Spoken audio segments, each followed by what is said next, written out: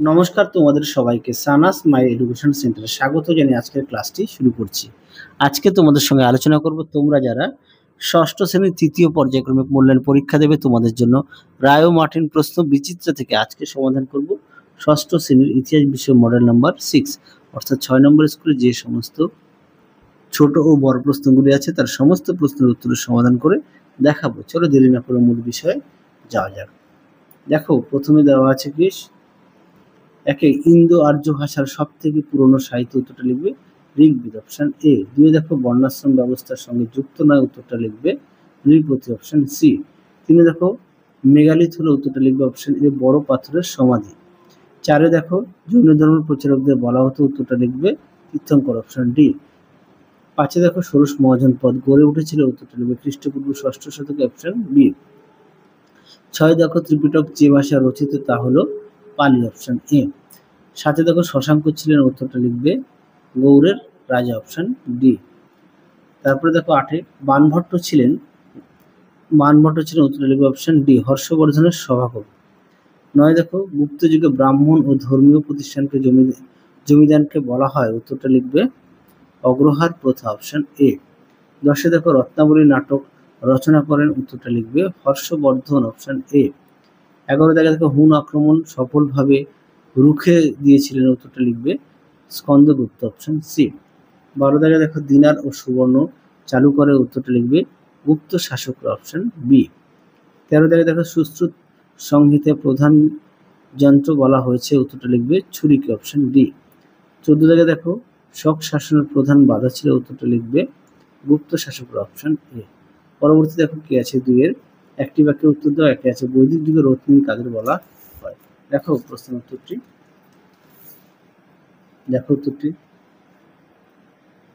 তোমাদের আগের ভিডিওতে সমস্ত বিষয়ের সাজেশন দেওয়া আছে, তোমরা যারা এখনো দেখোনি আমাদের প্লে লিস্টে গেলে সাজেশন পেয়ে যাবে। পরবর্তী দেখো বেদের অপর নাম কি শ্রুতি। তিনি দেখো একলব্যর গুরুর নাম কি উত্তরটা লিখবে দ্রোণাচার্য। পরটা দেখো স্ত্রীধন কাকে বলে। দেখো প্রশ্ন উত্তরটি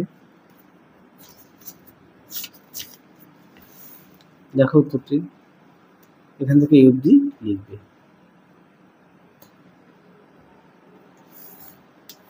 পরবর্তী দেখো কয় স্তম্ভের সঙ্গে ক্ষয় স্তম্ভ মেলাও। দেখো সুন্দর করে দেওয়া আছে। একে দেখো উত্তরটা হবে ডি, দুইয়েরটা হবে এ, তিনেরটা হবে বি, চারেরটা হবে সি। সি দেখো শূন্যস্থান পূরণ করো। একে গৌতম বুদ্ধ জন্মেছিলেন লুম্বিনী অঞ্চলে। দুই দেখো পার্শ্বনাথ ছিলেন 23তম তীর্থঙ্কর। দুই দেখো সুদর্শন রথ চন্দ্রগুপ্ত মৌর্যের নির্মাণ করেন। চারে দেখো সাতবাহন বংশের প্রথম শাসক শিমুখ। সত্য মিথ্যা দেখো একের উত্তরটি সত্য, দুইয়ের উত্তরটা হবে সত্য। পরেরটা দেখো কি আছে 3 দাগের প্রশ্নের মান হচ্ছে 2, একে আছে চতুরাশ্রম কি। দেখো প্রশ্নের উত্তরটি পাঠ্য বইতে দেখো টুকরো কথার মধ্যে দেওয়া আছে চতুরাশ্রম। পেজ নম্বরটা দেখো 56। পরবর্তী দেখো কি বলেছে চতুর্জাম কি। দেখো প্রশ্নের উত্তরটি পেজ নম্বর 70 আছে চতুর্জাম। দেখো পেজ নম্বর হচ্ছে 70 পাঠ্য বইতে। তিনে দেখো দিগম্বর ও শ্বেতাম্বর বলা হয়। এই প্রশ্নের উত্তরটাও পাঠ্য বইতে দেখো 70 পেজে আছে। পেজ নাম্বারটা দেখো। পরবর্তী দেখো ত্রিপিটক কি উত্তরটি দেখো প্রশ্নের উত্তর এখান থেকে লিখবে। দেখো এই পর্যন্ত লিখবে। পরবর্তী দেখো 5 দ্বিতীয় চন্দ্রগুপ্তকে সকারি বলা হয় কেন। দেখো প্রশ্নের উত্তরটি দেখো উত্তরটি এখান থেকে এই অবধি লিখবে। পরবর্তী দেখো কি আছে দ্বিতীয় নগরায়ণ কবে কোথায় হয়েছিল। দেখো প্রশ্ন উত্তর দেখো এখান থেকে এই অবধি লিখবে। পরবর্তী দেখো অগ্রহার প্রথা কি। দেখো প্রশ্ন উত্তর দেখো অগ্রহার ব্যবস্থা। পরবর্তী দেখো রেশম পথ কি। দেখো প্রশ্ন উত্তর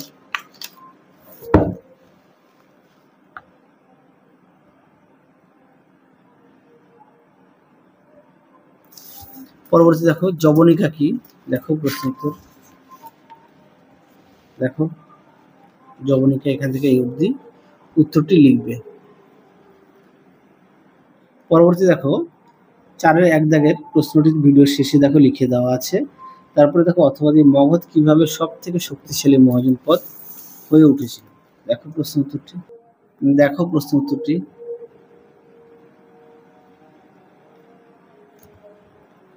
এই পর্যন্ত লিখবে। পরবর্তী প্রশ্ন দেখো 2 দাগের মৌর্য সাম্রাজ্য গুপ্তচরদের কাজ কি ছিল। দেখো প্রশ্ন উত্তর, দেখো উত্তরটি এখান থেকে লিখবে, কি কাজ ছিল আর নিয়োগের কারণ লিখবে। পরবর্তী দেখো কি আছে, কুষাণ কারা, এটা পাঠ্য বইতে পেয়ে যাবে, হ্যাঁ, পেজ নম্বর 87, আর দেখালাম না। তারপরে দেখো 3-এ মৌর্য আমলে পুরুষ ও নারীদের পোশাক কিরূপ ছিল, খুব গুরুত্বপূর্ণ একটি প্রশ্ন, এটা অনেক সেটে এই প্রশ্নটি দেওয়া ছিল। তোমরা অবশ্যই ভালো করে কিন্তু পড়বে এই প্রশ্নটি, উত্তরটি ভালো করে পড়বে আর সমস্ত বিষয়ে পাঠ্য বই খুঁটিয়ে পড়বে। পরবর্তী দেখো কি আছে, আচ্ছা এই প্রশ্নটা ভিডিও শেষে তোমাদের দেখো লিখে দেওয়া আছে। পরবর্তী দেখো 5-এ মহাবীর বলতে কি, যেটা পাঠ্য বইতে পেয়ে যাবে 112 পেজে, আমি দেখালাম না। পরবর্তী দেখো আছে এই প্রশ্নটাও তোমাদের লিখে দেওয়া আছে, ভিডিও শেষে দেখে নিও। পরবর্তী দেখো গান্ধার শিল্পের বৈশিষ্ট্য কি ছিল। দেখো এই প্রশ্ন উত্তরটি দেখাই, দেখো গান্ধার শিল্পের পরিচয় দাও, এর মধ্যে থেকে তোমরা এটাই লিখবে, দেখে নাও।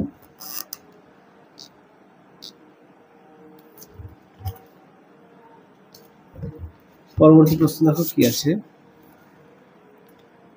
উপমহাদেশের নাটক চর্চার উপর গ্রিক প্রভাব কিরূপ পড়েছিল। উত্তরটি দেখো, দেখো প্রশ্ন উত্তরটি এখান থেকে লিখবে, এর সঙ্গে আরেকটু অ্যাড করবে, হ্যাঁ, পাঠ্য বই থেকে। পরবর্তী দেখো কি আছে, এই 1 দাগের প্রশ্নটি আমি তোমাদের ভিডিও শেষে লিখে দেওয়া আছে, 2-একটাও লিখে দেওয়া আছে। তারপরে দেখো মৌর্য সম্রাট ও গুপ্ত সম্রাটের মধ্যে ক্ষমতা ও মর্যাদা তুলনা করো। উত্তরটি দেখো, দেখো উত্তরটি,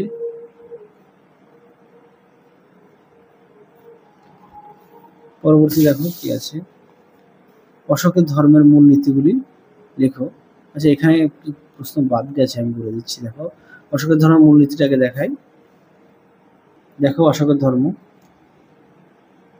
পরবর্তী বাদ গেছিল এই প্রশ্নটি, সাতবাহন আমলে গ্রাম জীবন কেমন ছিল। উত্তরটি দেখো, দেখো প্রশ্নটির উত্তরটি এখান থেকে অবধি লিখবে। পরবর্তী দেখো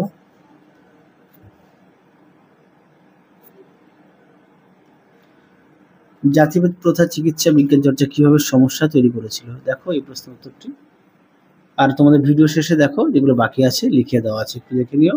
দেখো উত্তর, দেখো মডেল 6-এর যে প্রশ্নগুলো বাকি ছিল তার উত্তরগুলো তোমাদের দেখিয়ে দিই। 1-এ ছিল পরবর্তী বৈদিক যুগে বর্ণপ্রথা থেকে কিভাবে জাতিভেদ প্রথার সৃষ্টি হয়েছিল। দেখো তার উত্তর, উত্তরগুলো আমি মুখে বলছি না, তোমরা একটু দেখে নাও। দেখো প্রথমে 1 নম্বর পয়েন্ট আছে জন্মের ভিত্তিতে মর্যাদা, দেখো তার উত্তর।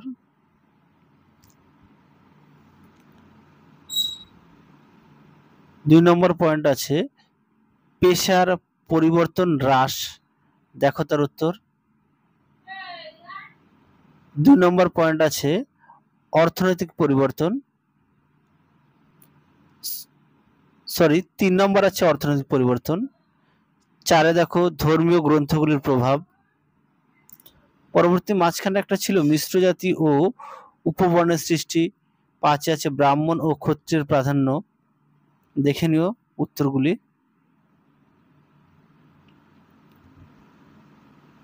পরবর্তী দেখে নাও তার উত্তর। 3-এর অথবা দাগের প্রশ্নটা দেখো, গুপ্ত যুগে বৈদেশিক বাণিজ্যের পরিচয় দাও, দেখো তার উত্তর সুন্দর করে দেওয়া আছে, তোমরা অবশ্যই পড়ে নিয়ে লিখবে, আমি আর মুখে বললাম না, উত্তরগুলো একটু দেখে নিও।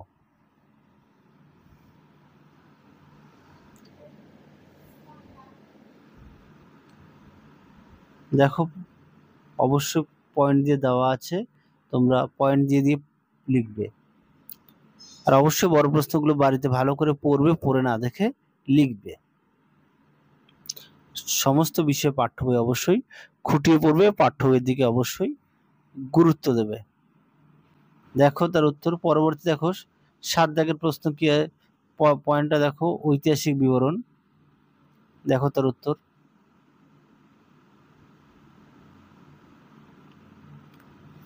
পরবর্তী দেখো 4 নম্বরের অথবা প্রশ্ন, গুপ্ত যুগের ধাতু বিজ্ঞানের উন্নতির পরিচয় দাও। দেখো উত্তর।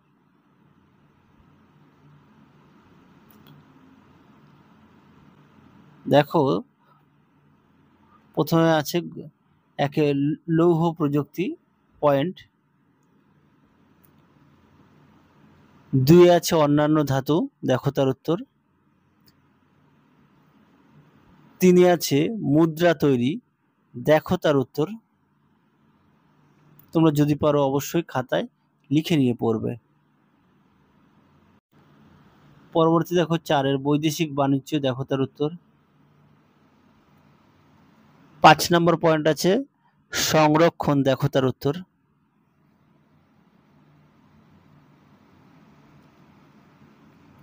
পরবর্তী দেখো 5-এর 1 দাগের প্রশ্ন, গুপ্ত আমলের স্থাপত্য শৈলীর পরিচয় দাও। দেখো তার উত্তর। তোমরা অবশ্যই যদি পারো খাতায় লিখে নিয়ে পড়বে। দেখো তার উত্তর।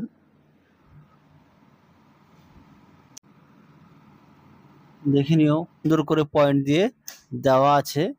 1 মন্দিরের স্থাপত্য, 2 আছে গুহা স্থাপত্য। তার উত্তর। তোমরা অবশ্যই পয়েন্ট দিয়ে লিখবে। 3 নম্বর পয়েন্ট আছে স্তূপ। 4 নম্বর পয়েন্ট আছে ভাস্কর্য। 5-এ আছে নাগরা শৈলী। দেখো তার উত্তর। দেখো তার উত্তর।